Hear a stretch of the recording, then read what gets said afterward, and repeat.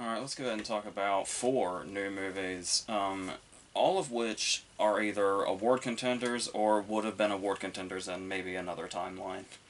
But let's go ahead and start with Guillermo Del Toro's Pinocchio, because we did the video earlier this year with the Zemeckis remake of, or remaking essentially the 1940 animated movie, and we talked about both of those and how there was always this thing surrounding the Zemeckis movie that we were basically just holding off until we could get Del Toro's version. Much as we all love Zemeckis for various reasons, it just seems like this story was something that was always going to be suited to somebody like Del Toro, and it was one of those things where as soon as you heard this movie was in the works, however long ago that was at this point, it's something that we've always kind of anticipated because it just felt like when you think about Del Toro as a filmmaker and the way he approaches all of his projects with so much affection, specifically these stories about beings that may not necessarily be human, feeling like outcasts in this sort of real world, but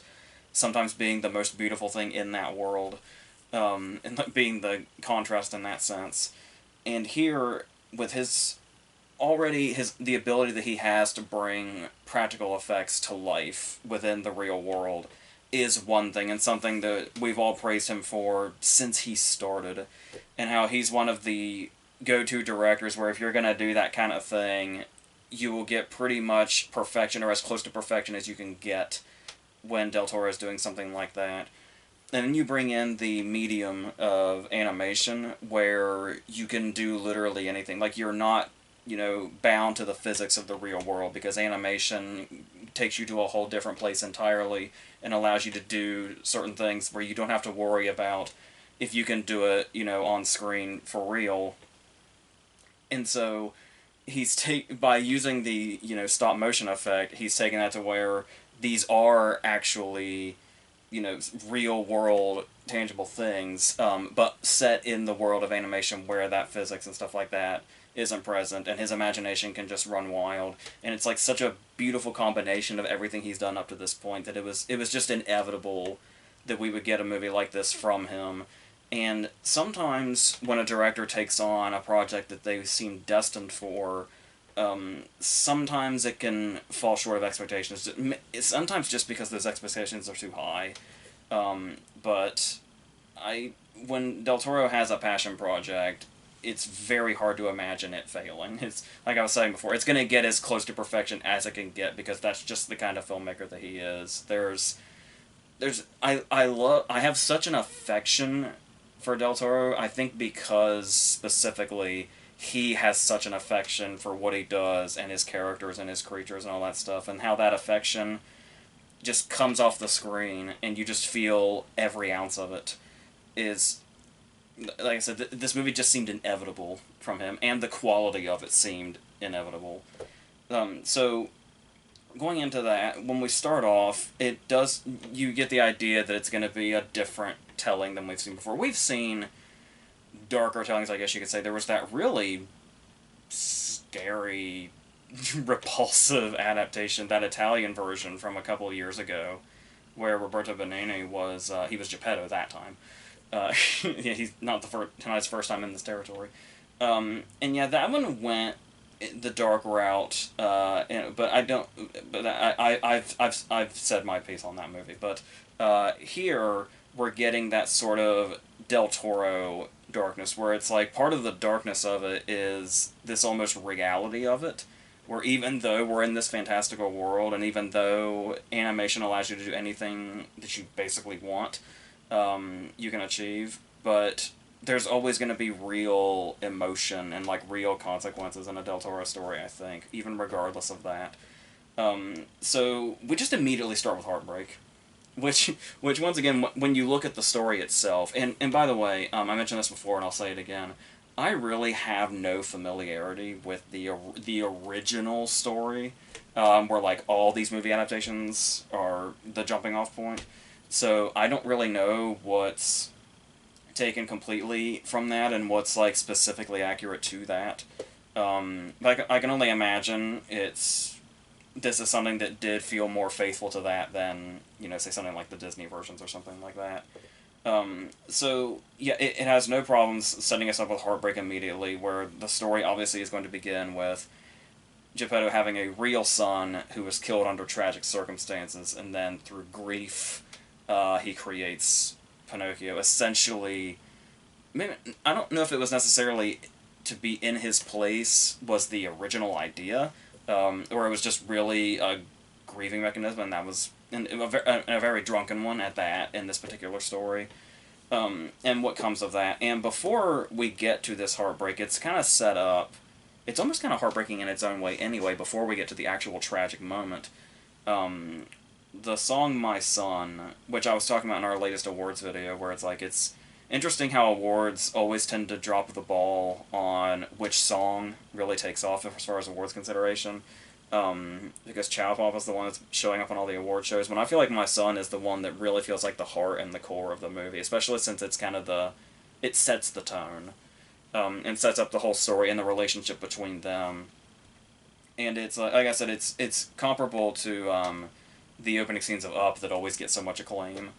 And then, in talking about David Bradley here especially, because I assume when most people think of David Bradley, they think of Filch from the Harry Potter movies, and I think I never really watched Game of Thrones, but I think he had a really brutal part in that too, like he was very scary in that as well. So just his voice work here, and there is B-roll footage on YouTube of them recording in the booth, and it's like whether you see Bradley actually in the booth doing the voice work and singing, or just seeing the voice coming through Geppetto in the movie. There's something so tender and warm and heartbreaking here. And it's something that, like I said, if these are the roles that you know him for, that might come completely unexpected to you, but it does seem to come so naturally. Like, after a while, I was just I was always aware it was David Bradley, but I started forgetting about, Filch and other characters that seem a bit scarier of his. And seeing that he's capable of this kind of thing, it really shows you just how much he's probably more capable of as an actor, despite the very few roles, like, he's really, really known for, that are nothing like this, what we see here. And on top of that, though, that tenderness and that warmth, there is definitely an anger and a grief in the early parts of this role, especially. And, like I said, how much that emotion comes through, even though we get to be in a bit more of a fantastical world, that's going to be where the key of this whole movie is the emotion, and that's what is just consistently coming through. And obviously, throwing Gregory Mann's name out there also, who is Pinocchio, and Carlo, the son. I don't know much about the original story, but I do know that Carlo was the name of the author of the original story, so that's a nice touch. But yeah, so when Pinocchio is inevitably born, he has like his Jack Skellington "What's This" sort of song number, and there's cases here already in these opening numbers where you're kind of enough about stop motion already, but you still see things where you're like, oh, how did they accomplish that? And like just one instance early on, there's a moment during this number where Pinocchio's in like a chair with wheels and he slides across the floor, and we see this from above, and we see like the floor speeding by underneath him, and it's like, given how stop motion is done, I don't really know how shots like that are accomplished. So it's like to still watch movies where I ask those questions, given how many secrets of movie making we know at this point, is always going to be a magical feeling, and I love that it's still in there. And of course, Del Toro is going to be one of those people that will always be able to bring that out, of like always being able to ask, where did that type of creativity come from? And that's invaluable.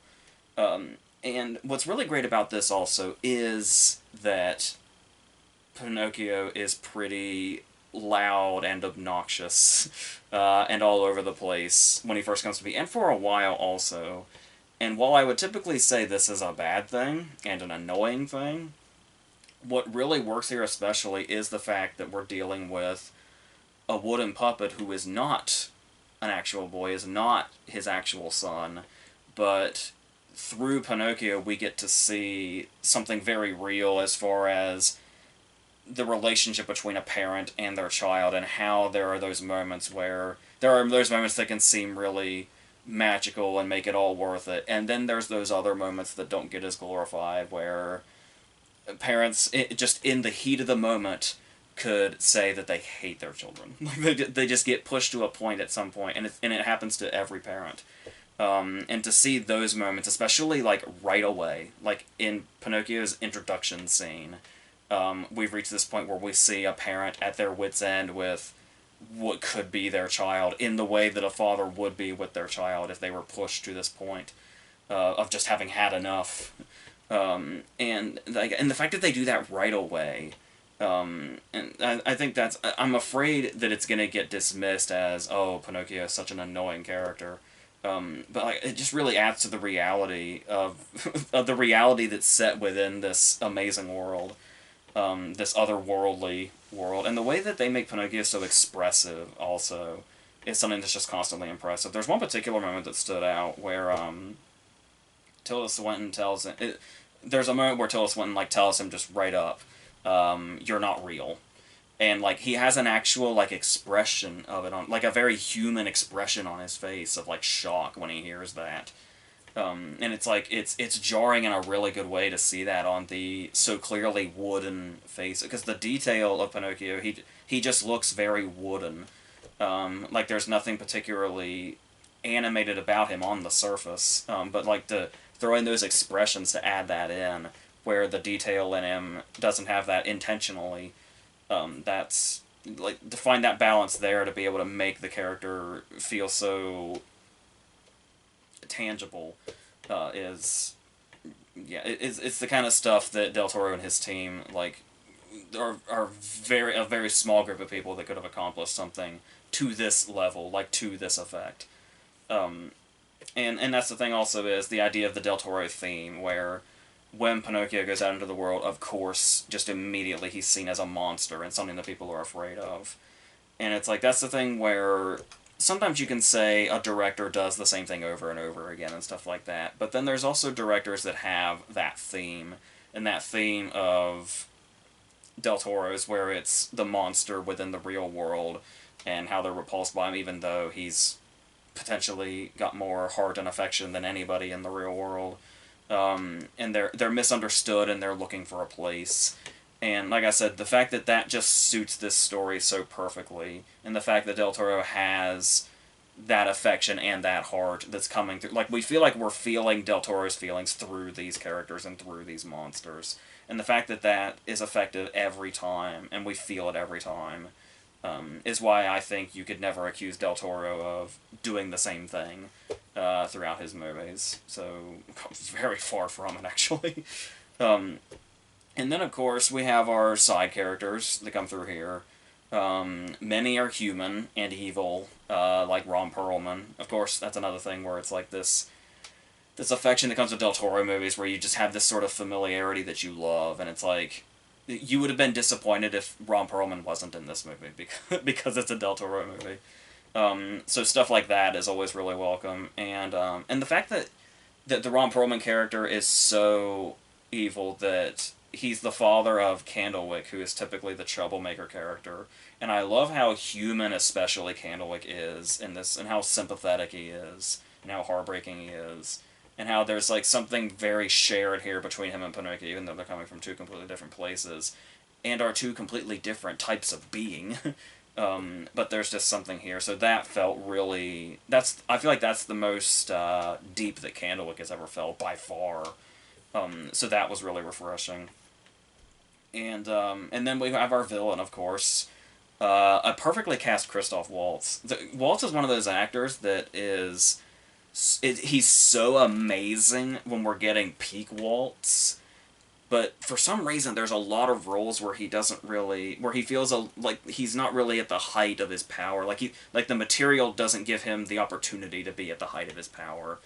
And so to see him here just through voice work kind of be at a sort of peak kind of Waltz was really, really great. And I can tell he's kind of like a composite of at least a few other characters. One of which specifically would be the Fox, and I love that they kind of gave him the hair to emulate that. And another thing here is when you think of the fox, you think of him having a sidekick, who I think is typically a cat. Here it's a monkey named Spazatura, and this is the case where I was saying before, I don't know that I can think of a more perfect bit of casting. Where it was kind of taking me back to the joke in the Angry Birds movie where they cast Sean Penn as a bird that just grunts, and you would never know that it's Sean Penn unless you saw the credits. And it's like how that's just kind of a punchline in itself.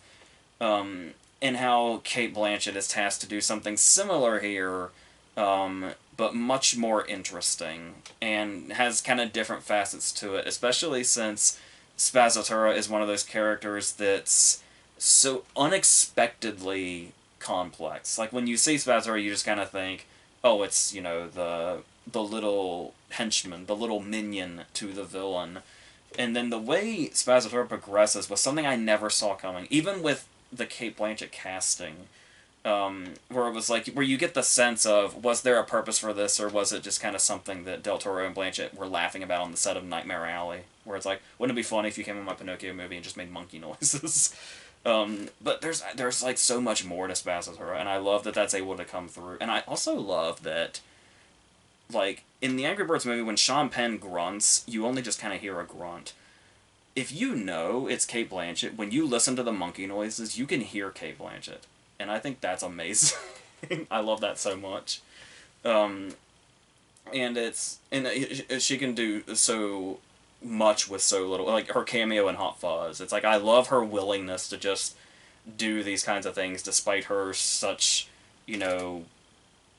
the prestige that comes with her and her name, and the elegance that you think of when you think of Kate Blanchett, and just the willingness to do all this stuff is fantastic. And I love the fact that it also just further gives you the idea that anybody would come into a Del Toro movie regardless of their status and say, I will do whatever you want me to do because you're Guillermo Del Toro and I trust you and you're going to make something beautiful. And that's, of course, exactly what's going on here. And we talked a lot about, this emotion and this heartbreak. There's a lot, more than I was expecting, there's a lot of laugh out loud funny moments throughout this movie. There's a running joke where the cricket, who is now voiced by Ewan McGregor, is trying to sing a song through the whole movie and he keeps getting cut off, which has a wonderful payoff over the end credits. There's also characters that come in. There's a few characters voiced by Tom Kenny, one of which is like this low-level sea captain that's taking Geppetto onto the boat. And there's one particular shot of him abandoning ship, and I was like doubled over laughing. And I thought, going into this movie, knowing it's a Del Toro movie, and the emotion that he brings out, and how well suited for the story he seemed to be, interestingly enough, I was not expecting to be doubled over laughing at any point, and here we are. There's also an interesting take on the afterlife. The afterlife here is another one of those cases where it's like, you can really see Del Toro taking advantage of the liberties that animation gives you. And the fact that they play this up in this sort of kind of dire way a little bit, despite Pinocchio's reactions to certain things. But I love that the second time the afterlife is brought into this movie, it's basically a joke, and a funny one. And it's like, to be able to find that tonal balance while dealing with this, really heavy material, is just another thing that's really beautiful about Del Toro, and it kind of shows you, like, the grasp he has on what his ideas are. Like, he's always... You can see a lot of ambitious movies, and you can see a director that kind of gets overly ambitious and loses control a little bit, and it's always kind of a tragic thing because you see the intent. With Del Toro, he's just in complete control, and he's seen these visions in his mind for a long time before they ever came into reality. And you get that with, like, every single frame. And I love how literal that is with stop motion, where it's, like, literally every frame is consideration in some way. And, like I said, that's another medium that Del Toro would have been one of the first directors you would associate that with. So, like I said, this movie just feels like a long time coming. And it is not a disappointment in any way, shape, or form. And I guess to end on just mentioning that the ending is so... Just to say the ending is so beautiful would be an understatement. And I really love that we really kind of seem to be kicking into gear here in the last part of the year, where it's... We're having a lot of movies lately in these, last moments of the year that have amazing endings. We're in like a really nice time of amazing endings right now, and this one is definitely towards the top of that. And I love that it's such a beautiful ending, but it's so confronting of its material at the same time. Like it feels like it's not sugarcoating anything, but it feels heartwarming. It's crazy. It's crazy what Del Toro can accomplish as a storyteller, and not to discount his whole team as well, especially in this.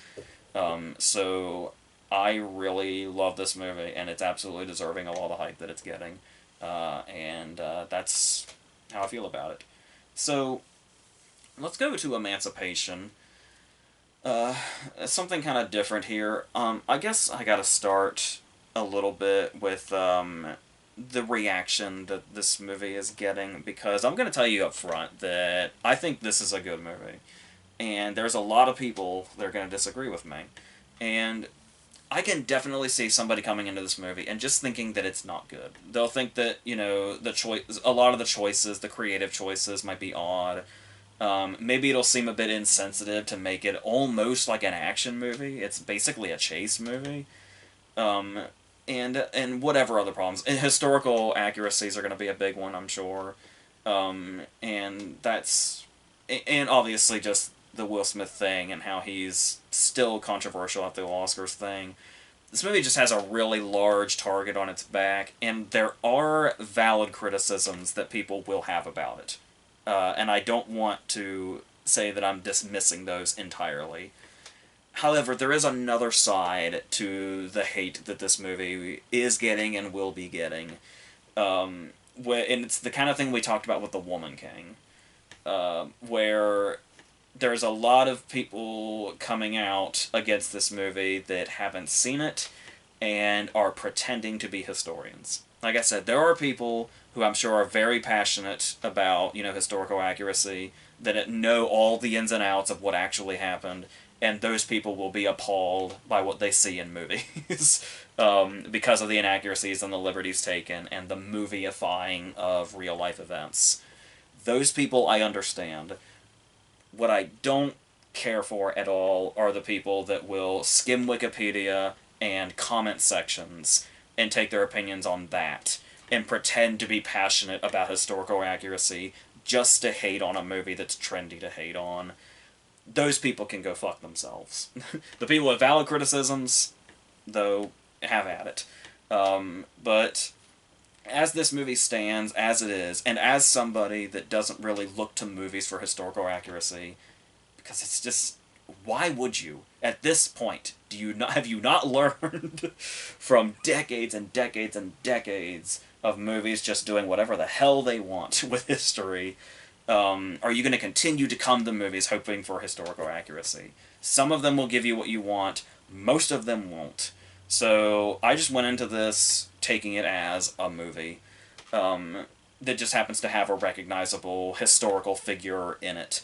And I was looking at it from the kind of the viewpoint of Hacksaw Ridge. Hacksaw Ridge is a movie that was praised for accuracy for the most part, I believe. Hacksaw Ridge was the movie famously where Gibson actually took real life elements out because he thought they would be too unbelievable to an audience, but they really did happen. And here, when I say it reminds me of Hacksaw Ridge, it's just that idea of when Hacksaw Ridge came out, it was insane to think that Desmond Doss's story hadn't been told yet, given how amazing it was and how long ago it happened. And the same thing here, where you see this figure that Will Smith is playing, and you've seen this image, and it's like you're surprised that this story hasn't been told in as big of a way as like a movie. And so it's another story that feels like it's finally sort of happening. And like I said, if there's a lot of historical inaccuracies, which I wouldn't know entirely. I know the image, and that's pretty much it. I would never assume that the movie is telling me perfect history. So going into that though, I can appreciate the story getting out there because as long as you have people that aren't just going to peruse Wikipedia and comment sections, you're also going to have people that see this movie and really, really research what his story is, and that'll be something in itself. So, talking about this as a, I guess, predominantly fictional movie, to my understanding, I still feel like there's something in here of worth, because Antoine Fuqua is definitely a very capable and talented director, and Will Smith is pretty much at the height of his power as a dramatic actor here, and I'm not going to sit here and pretend he's not. I love Chris Rock. I'm a huge, massive Chris Rock fan, and honestly, if I didn't want to even go into this, but it's like if Chris Rock were to say, I never want to talk to Will Smith again, I never want to see Will Smith again, I would perfectly understand and probably say the exact same thing in his situation. But I am not going to sit here and pretend that Will Smith is not crushing this. I can't. There's no possible way to ignore that Will Smith is a powerhouse actor, and this just further proves that. He already, and off his Oscar win, and for that performance that was in King Richard, and to go right into this is astounding. And that's what I can say about that. And it's sort of like, some people might think this is a bit of an overkill comparison. And I'm not saying it's on this same level, because I hold this other movie I'm about to compare it to in such high regard as a masterpiece. There were times where I was getting Revenant vibes from this, whether it be, the sweeping, expansive, pursuit sort of storyline and setup, and the physical commitment that Smith has to do here throughout this, and how that's where a lot of the performance is the physical commitment, and it's kind of in the later moments that the emotion really kind of comes in. The opening scenes too, prior to when the pursuit starts, but when we get to like the war aspect especially, he gets a very strong, very powerful scene. But I know that what's probably throwing some people off about this movie is the look of it.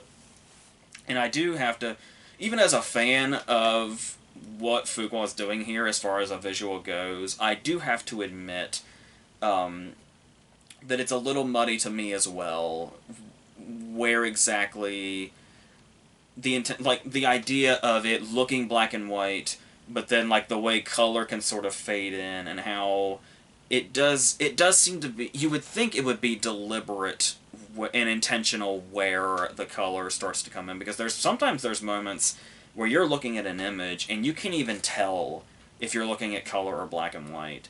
And I actually kind of love that, just in general. But the thing that I do have to admit, from a creative standpoint, is I'm not entirely sure what represents what. Like, when color comes in, what exactly it's supposed to be representing. Because there are times where it does feel a bit random, but Fuqua is a capable enough director and talented enough director that I want to give him the benefit of the doubt that there is intention in whenever that happens, and there's something deliberate about it, and I would like to know further about what that is. Like if there's going to be extensive interviews at some point where he can kind of go into it, I would be interested in hearing that. But I will say, right off the bat, I don't know exactly where the decisions come from about when we see color and to what extent we see color when it comes in. But I think it still looks very, very good. And there's also moments where, like, there's an underwater scene that also looks very good, because there's a moment when he first goes underwater and the camera follows him. It's a really spectacular shot, and then it does kind of start, but because he's in a swamp, so it does start to get a bit more muddy looking as it goes. But as I said, the look of the movie I still thought was incredibly impressive, and like I said, I feel like there's got to be intention when it's not as decipherable what the choices were visually, but I want to give Fuqua the benefit of the doubt on that. So the person who is pursuing Will Smith, of course, is a slave owner played by Ben Foster. And this is one of those cases where Foster really has a knack for being able to play these characters with this insane amount of darkness in them. But what's interesting about this is they could have really I was gonna say they could really portray this character as this emotionless monster and this bloodthirsty monster, and they do rightfully, but the thing that Foster adds to this is it would never ask you to, like, understand this guy completely and go, oh, that's, oh, okay, I get why he does it now.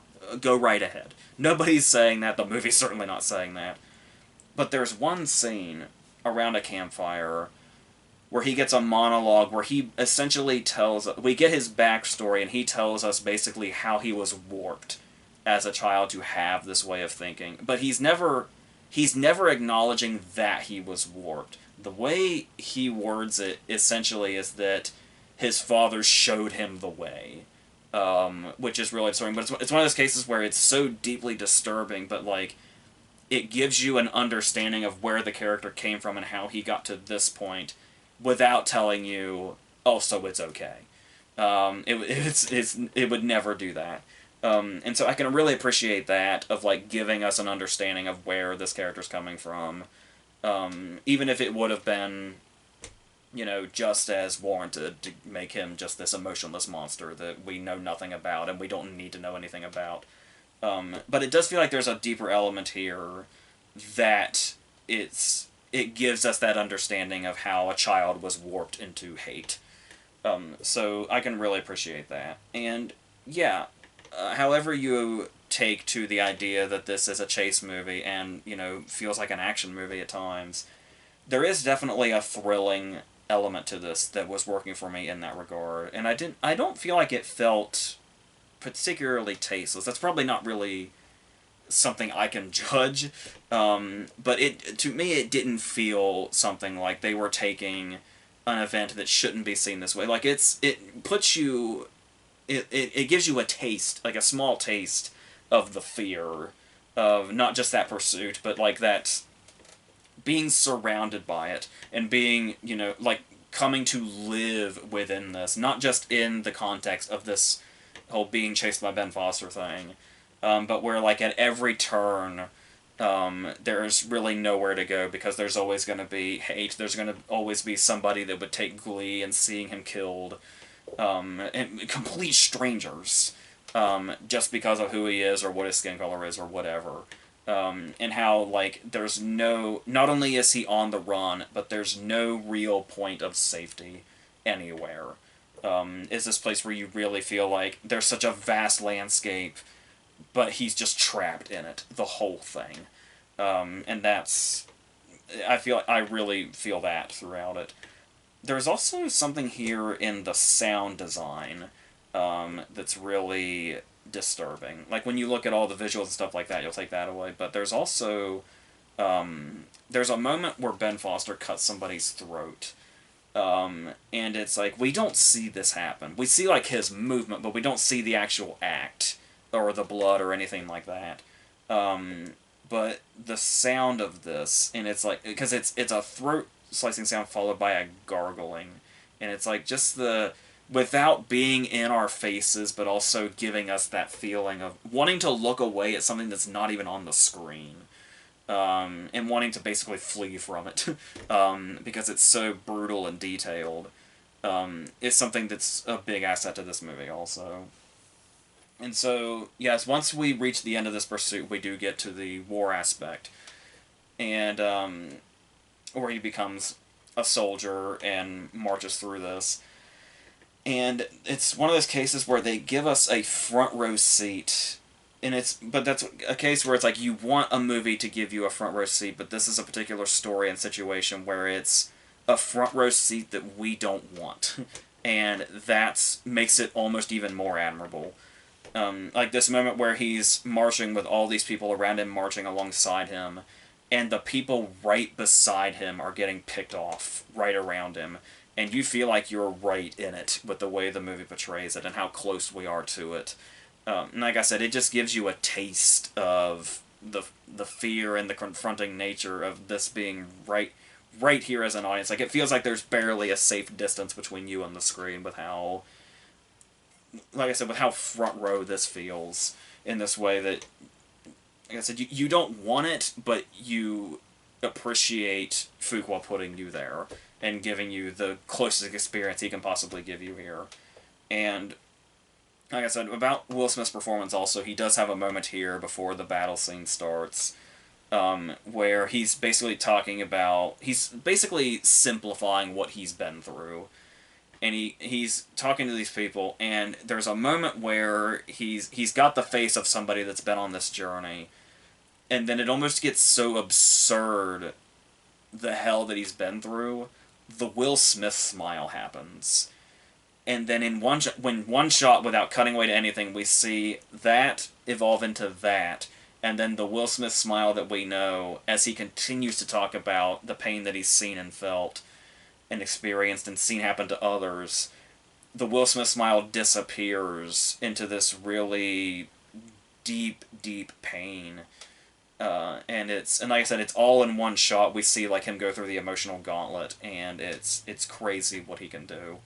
And really show us the pain just in like one shot of just his expressions, to give us an idea. And it's like we've already been on the journey. We've seen, the journey take place, the pursuit take place. But like to see it encapsulated in this moment that are just his expressions feels like kind of the perfect punctuation mark before he's thrown right into another hell. And that's... Yeah, so there's a lot of power in this movie that I felt. But like I said, I get it as far as where a lot of people aren't taking to it. But I'm kind of hoping it might get a reputation later as something that was sort of slept on. Like when Will Smith's controversy in itself sort of passes by, and we get to this point where this movie's kind of getting looked back on maybe like 5 years from now. I'm hoping some people find it and see a bit more merit in it. Because there is something in here, I think, that's worthwhile. Like I said, even if it throws history out the window, if that's the case, hopefully there's something here. So, for others. So, let's go on to Till. And the thing about Till, right away, that I'm sure stands out to a lot of people is... This is another story that feels like... We've had, documentaries and stuff like that, and it's just a story, unlike, the ones we were just talking about, with, Peter or Desmond Doss. So it is definitely a story that feels like it's known, and definitely, like, really had its impact on history. But it's another one where it feels like it's the first time that it's been told kind of in this way. Where it feels like we're getting a specifically intimate look at it, and a very emotional look at it. Particularly with the story being told from his mother's perspective. Because usually when you hear the story, it's just like you hear about the events and, the people that were involved directly. But to really see it from his mother's perspective, is I feel like where the power of this movie and the purpose of this movie is coming from. Because I'm sure I was guilty of what I'm sure a lot of people were guilty of when it came to be known that this movie was going to exist, and that was emotional exhaustion before you know anything else about it. And it's just a movie about Emmett Till. That's going to be tough. And the idea of you could almost dismiss it and say that it, for lack of a more tactful term, I'm sure people thought it was going to be misery porn, where it's like you just watch it and you just feel bad and you cry and you ache and that's it. And it's not that. Like, the first half of the movie, and this is a movie that's over 2 hours, the first half of the movie is getting to know Emmett Till, the person, and then seeing how this came to be, and seeing how they lived, and then building up to this horrible lynching that happened, and the infuriating event that led to that. And then we see the story that we know, the funeral and the open casket and her decision to do that and it being publicized and all that. And then that's just the first half. The second half involves the trial and all the other stuff and the sort of making the movement out of it. And that becomes a whole other thing, with Danielle Deadwyler at the very center of this, being the emotional core, and doing that about as perfectly as it could have possibly been done. Because it's like, you can imagine, you go into a movie that's centered around Emmett Till's mother, and you immediately think to yourself, oh, I bet the actress that plays her must as far as like an actor having a part to play, it'd have to be an actress that is insanely powerful, and it's like you still don't quite know it until you see it. This performance, and that's and it kind of starts right away also because we're watching a woman who has this son, and she has this, when it's them, in the house, and, and the other family members are there, there is a certain bliss to their existence when they're together, sort of out of the reach of harm. But you immediately get a vibe that as soon as they step out into the world, there's going to be there's just a constant threat of harm. Like we were talking about with Emancipation, where it's like, regardless of how open the places wherever you are, there's a certain feeling of being trapped, because wherever you turn, there's the possibility that harm is around the corner. And the way they seem to illustrate this is even in these moments where they seem, to be living their life the best they can, and Emma is clearly like this, ray of sunshine in her life. There are these moments where she'll seem happy, and then like it's like she zones out and like the music goes darker, and it's like you get the sense of her constant awareness of the darkness that's in the world and the potential harm that's in the world, especially for them. And then it's usually almost always sort of, there's a juxtaposition where right after that we cut to the music kind of gets lighter, and just the tone of the next scene is much lighter, and it's usually with Emmett and his much more positive, sort of, I guess you could say, naive look on the world, but he seems aware enough, but obviously tragically maybe not aware enough. But once again, he was a child. He was 14. And looking at the way a child sees the world, regardless, there's a whole discussion on this in the movie. There's a whole difference between telling a child the horrors of the world, but how they're gonna see it, and how it's when a kid is 14, he's not gonna quite fathom just how deep the darkness goes that is out there, and so and that ultimately, yeah, just in the way things ended up going. There's a particular moment here when you talk about the power of the movie and like the heartbreak of the movie, and it's like, how do you even reach that? Like, think about the task of making this movie, and it's like from a filmmaker's perspective and an actress's perspective playing his mother, and it's like, we know what happened to Emmett Till, and we've seen that particular picture, and it's like, what does a mother feel when she sees that? It's just so, and the way this is completely encapsulated by one moment, is when he's brought out, the box that he's in is brought off of the train, and it's like seeing that, like we see her, drop to the ground when she gets the news, but there's a difference between getting the news verbally and then it becoming a reality when you see the box come off the train. And then that's when we see it set in, and the thing that she starts to say is, "Open the box, he can't breathe." And it's, when you hear that, that line in itself really sets in that idea of, it's the fact that he's not already breathing, like the fact that he's already not breathing in or out of with or without the box open, is one of those facts that's unfathomable to a parent specifically. Like it's literally impossible for her to believe that he's not trying to breathe in there. And it's like, I feel like that just her saying he can't breathe is the moment where it's like, this is as close as we're gonna get to really showing, because that's the thing, is the pain that a mother will feel in this moment. You can get it out there as much as you can try to emulate it as much as you can, but nothing is gonna get us there without us feeling it for ourselves, God forbid.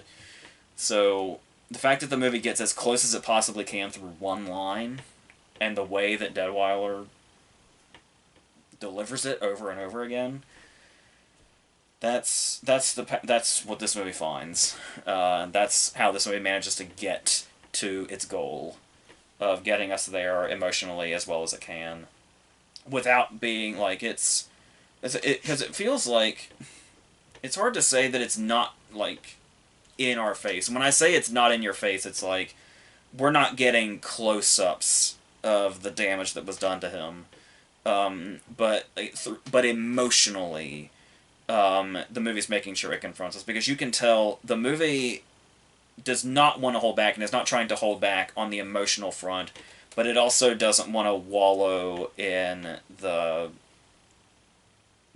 repulsive nature of what happened. And so when you get this, because here's the thing, is going back to the scenes with Emmett in them, where Jalen Hall is playing him extremely well, I can almost see a criticism here that they portray him like overly saintly, where it seems like he's this flawless human being that was nothing but a ray of sunshine to the entire world, and I can see some people seeing that as however they're gonna see it.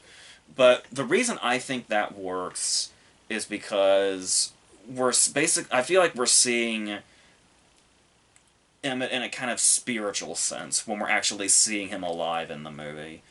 And we're getting like an essence of him. And I also think it's really important to have those moments feel as, light as possible, because of the contrast of when we get to like the funeral scene specifically and we see what was done to him. There's these moments where he's seen as angelic when he's alive and saintly when he's alive, and then we've got to get to this point where people come to his funeral and they can't even look at him. And there's this... they can't look at him without this overwhelming grief, but they also, as horrible as it is to say, there's a repulsion in looking at him. But the thing about that is the idea of him becoming this representation, where that's the moment where she leans down and says, you're not just my son now. And we also get those moments with when the aunt comes in, and sees him. There's that moment where she can't look, and then when she does, we're seeing both things happening at the same time. It's the repulsion and it's the overwhelming grief, and the fact that this is what it represents, what every killing like this is. Where it doesn't feel like a repulsion of Emmett himself when people have to look away. It's the repulsion of the hate that made this happen, and the events that made this happen, and the fact that God knows how many other children like Emmett this has happened to that didn't have this, like people that were maybe even never found, that didn't have this spotlight on them, and didn't have their stories told, and were able to make changes through what happened to them. They just basically have to be implied through Emmett. And there's a whole other tragedy in that in itself, where it's not just Emmett, but the people that have suffered the same things, because they're out there. Even if we haven't heard about them, they've happened. So there's that. And what I also love about that, about the way this is told from the perspective of Mamie, his mother, is the understanding that it gives us of where she's coming from in other aspects that we might not have thought about, like people who haven't been through this level of grief, haven't experienced, and wouldn't think about condolences not really being enough, or just having having enough people say, I'm so sorry for your loss, I'm sorry, and my condolences and stuff like that, and it's like, you can only hear that so much. Like, it's probably nice, the first couple of times, but especially in a case like this, where there's work to be done, where there's the trial and there's putting the story out there and making sure she's doing the best she can to get some kind of justice to happen, or some kind of spotlight to be done on this. She reaches a point where there's just no time for the I'm sorry, my condolences kind of stuff. And we can get the sense of her appreciation, when she does, we see her snap at somebody for offering condolences, and we understand it in that moment. And then I feel like there's a further understanding here when she meets somebody else, and it's somebody that she's going to be working with to get the story out and the legal aspects. And he says, "We're so," and there's a slight pause, and it's like he's going to say he's sorry, and I don't care anymore. Like, it's nice. I'm glad for that people, have the heart to feel for it, but it's just we're past that now. It's the get to work stage. So he says we're so, but instead of sorry, he says honored to have you with us, and you can see like her appreciation of just those words and seeing somebody understands that it's a tragic thing, but now we've got to do what we have to do. And that I feel like gives us a real understanding of her character and her not just her grief, but how she's using the grief to do something extremely important that could make waves throughout history, and the fact that she foresaw this like almost right away. It's like there's the moment where she sees the body for the first time, and then she immediately comes out and she knows exactly what has to be done.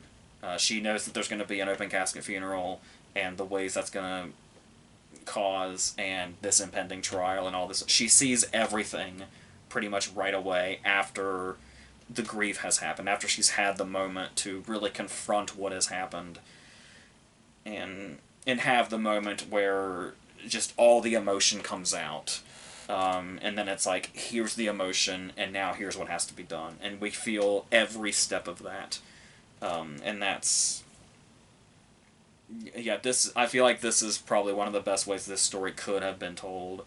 I guess, and being not what you think it's going to be when you go into it. And there's other things here that were really eye-opening also, as far as stuff that ran through my mind, but that I naively thought were too ridiculous to actually be the case, and then it ends up being the case. Where when I was watching it, and it was talking about, we're going to put him out there, we're going to put his face out there, and people are going to have to confront it, my first thought was, oh man, if this happened today, she'd be so demonized, there'd be so many conspiracy theories, and it would just be an absolute shit show of disgusting idiocy. And that's exactly what happened. In the actual story, that's exactly what happened.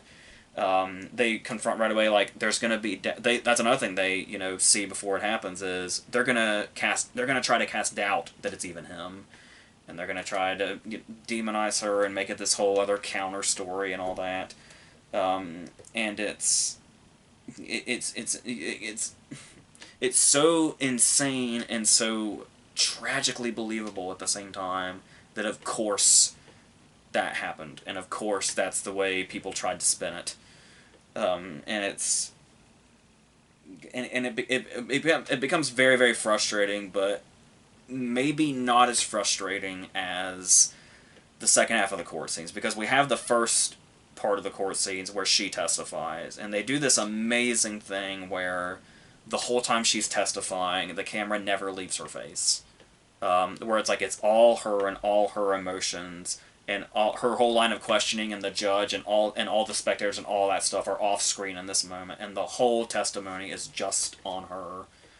And that to do that was and to really show that this is a movie that's giving her the floor, is so beautifully done. And then these moments where Haley Bennett, who has the unfortunate task of playing the person that accused him and caused this, set this whole chain of events off, and just watching her tell these lies on the stand and seeing them eaten up by the people that want to believe them, that's like, it's weird how that feels like some of the roughest stuff in the movie, despite the brutality that we see, and the glimpses we get of Emmett after the fact. It's these scenes of watching Haley Bennett on the stand that are that just really, really, really get under your skin and make like that's the kind of thing that's gonna make you want to turn the movie off because you're just so fucking frustrated, and like and your blood will boil. So that's the stuff that's like it's like nearly unwatchable because of that. But once again, all to the effect of the movie, and shout out to Haley Bennett's performance as well. Um, and yeah, and then everything else is just the movement, and we have Sean Patrick Thomas playing her future husband, who's like this source of support and is effective. The way they weave Medgar Evers into the story also without because bringing Medgar Evers into the story could have been one of those things where it could have been very easy to get wrapped up in that and kind of take the focus away from Mamie a little bit. So I love that Evers is here, but he's also, I wouldn't say a background player, but he's serving his purpose in this story while Mamie remains the center of attention. So yeah, and Whoopi Goldberg has a great scene also where she's kind of consumed by guilt. There's the aunt that was watching him that's consumed by guilt. There's obviously she has the confrontation when she says, when they came to get him, why didn't you just start shooting? And then it's like talking about the consequences of what that would have been, and it's like how there would have been consequences either way. There would have been death and tragedy either way. And approaching those situations like that and seeing them from all their different directions and where they could have gone, and it was just always going to be tragic and ugly, and that's just the horror of it. But the good that can come out of it, where we see the waves that it made in history and what it was able to accomplish in civil rights and all that stuff. Still the infuriating stuff about nobody being tried and in some cases being rewarded, and it's just kind of this whole unfathomable thing. And it's like, you can say, like, people watch movies like this and they're like, oh, I'm so sick of movies like this, and I'm so sick of feeling bad, and it's like, but I mean, at what extent can you go when it's just, you can see it as many times as possible and it's still unfathomable that it ever happened to begin with. And then to be told in ways that this movie tells it, that are so great and well done, and show the power of not just the stories themselves, but when movies can do that, when, they're... Because this is another case where maybe you can say there's... Maybe not inaccuracies to the level of something like Emancipation, but obviously there's something real in here, and it's, the emotion and the feeling and seeing these events that, did what they did. Yeah. So it is draining, but for a purpose, which is all we can ask of it. So... as a movie. So that's how I feel about that. So let's end on The Good Nurse. The Good Nurse is a 2-hour movie that is so low-key, I don't really have a whole lot to say about it. And it's definitely something that's kind of more performance-driven than anything else. But it's another true story that we're dealing with. And the people in it are still alive, so I'm assuming we're as accurate as we can be. I assume there's certainly going to be dramatic liberties, especially since we're dealing with territory that brings us to what's essentially a thriller. But as far as like a performance piece and this sort of very, very low-key thriller, I do feel like this movie works pretty well. It was a case where I didn't actually watch this when it first came out, because when stuff goes to streaming like this, and especially Netflix, I can never tell anymore what's a series and what's a movie. Where it's like, I can't tell if something's going to be a series or a mini-series, or if it's just literally a 2-hour movie. And I kind of thought this was like a mini-series of sorts, just kind of by the look of it, so I just kind of didn't really pay it any mind. And then Eddie Redmayne got his Golden Globe nomination. And it was like, oh, that's a movie? Okay, I guess I'll check that out. And so that's what I did. I was very excited to do that also, because obviously I love Jessica Chastain, especially her, we were just talking about with Will Smith, just the role right off of their Oscar win. And yeah, obviously Tammy Faye was this really big performance, so to see her go so quiet and reserved here, while also having so much on the line for her character, is something that I felt like she was a really great casting choice for in particular, because she has that way about her to where she can have this intensity, but there's also her having to lead this sort of double life of knowing a secret about herself and her own health that's kind of making her whole life a ticking time bomb, but she's also got to be this single mother that's like kind of overwhelmed, but is giving her children as calm and good of a life as she can despite the hectic circumstances and the sometimes erratic nature of these kids' behavior, particularly the older daughter who's kind of prone to lashing out at her and being resentful of her just because it's, a child of that age. And then on the other side of this, we have Redmayne, who is this character that comes into the story as a friend when she needs a friend the most. And he has this way about him. There's something that Redmayne does here that I really like, especially. Because he's good through the whole thing, and he definitely earned that Golden Globe nomination, and would earn any future nominations for this role that he may or may not get. What I think that he does so well here is that he seems like a good enough person, and just kind of a personable enough person, and like a good coworker, that we can buy that she would become friends with him and trust him, especially over the span of months.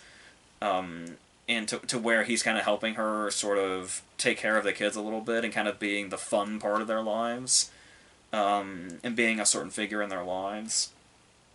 But what he does here that's really interesting is, while that's believable, and it's believable she would feel that way about him, I never really got warmth from him. It always felt like he's a good guy, he's a likable guy, but there might be something off. Now, it could just be because I kind of knew going in that he was... I saw like a little brief synopsis that basically said what was going on, so I knew that something was off with him, but I feel like even if I didn't know, there'd be little clues there in just his personality, to where it's like, he's a good guy on the surface, but there's something underneath that's just not quite right. And you would think that that's not a good thing because he's supposed to be a character that she feels very warm towards, and she feels that back. But I feel like it's got to be intentional, to where there's always this vibe and there's this sort of uneasy vibe that something is gonna go wrong or something is not right, or things seem to like they're going too well. But it never feels like it sneaks up on us. There's this tone through the whole movie that's very sort of dreary, but I feel like in an appropriate way, and not necessarily in this draining way or this bland way. And it's this way that really sets the tone for the whole thing. And this like that. I think another thing that it does really well as far as setting a tone is that it does kind of take on the identity of a thriller, but it never really feels thriller-like, because it never really goes over the top in any way. It feels very, very grounded and discreet the whole time. That when these deaths start happening, in like a thriller area, that would be like, the movie would be ramping up the tension every time somebody died. But here, every death feels like an individual tragedy that we kind of sit in with the people that are affected by this tragedy and see it as such. And we see the pain and, all these individual moments with those people. And the fact that we get to see them sort of as individuals and the individual pain that comes from their tragedy, makes it all the more... There's more weight to it when we see it from an investigative aspect. When the cops come in, Noah Emmerich, and I wish I knew the other actor's name that plays the other cop, because he's very good in this too, and he has a couple of really big standout scenes. One scene he has with Kim Dickens in particular is a scene where he expresses like an anger and exasperation and frustration that we as the audience feel when we look at the whole idea of the hospitals essentially covering up the really disturbing, deadly thing that Redmayne has gone on here and has been doing over the course of 9 different hospitals, and basically covering it up for their own sakes. So from like a business perspective, and just sweeping all of these deaths of these innocent people under the rug, these innocent sick people with these families, all under the rug just for the sake of the business of the hospitals. And that's a whole other can of worms also. And a task that the movie has is sort of picking what exactly it wants to portray and what exactly story that it wants to tell.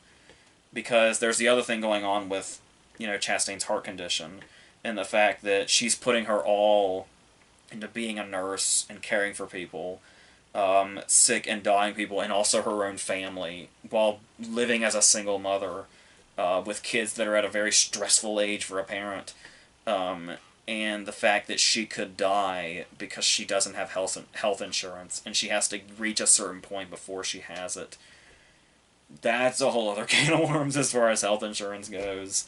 Um, and like I said, there's a lot of stuff going on here and a lot of areas to touch, but it seems to be focusing more on the people and the characters in it. And like I said, the individual tragedies of the people that died, and Chastain herself and what she is going through, and Redmayne as this sort of dark force where you want to believe he's not responsible for these things, but it becomes more and more clear, and we kind of see it from Chastain's perspective of she doesn't want to believe it, but we don't really have that moment where she refuses to believe it because all the evidence is so on the table, that her life basically 180s at the worst possible time, and she has to confront this in ways that she probably would not or could not have foreseen, and and I feel like it's very well done. I guess you could say maybe at times it's a little too downplayed.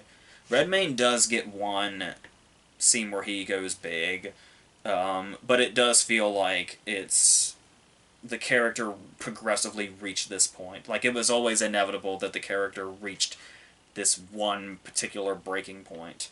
But it never really gives us much of an insight. But we kind of quickly learned that that's kind of the point. That there's a bit of a distance between what we know and the Redmayne character himself. So, like I said, anything that might feel a bit too downplayed does feel very intentional, and that there's a certain tone that the movie has that it is consistent throughout. And like I said, I do think for this particular story, especially being a true story, that's probably much better, and the wiser choice than choosing to be like a big, thriller at the end of the day. So, like, they could have really, really dramatized this, but it feels very, very grounded and very much in this real world that it is set in with these real people. So, I'm good with that. I can admire that. So, I think that's where I leave this. So, I think that's this video. So, there's a lot of stuff coming. We got a lot of catch up to do, and we're gonna do it. So, until whatever the next thing is, I think that's it.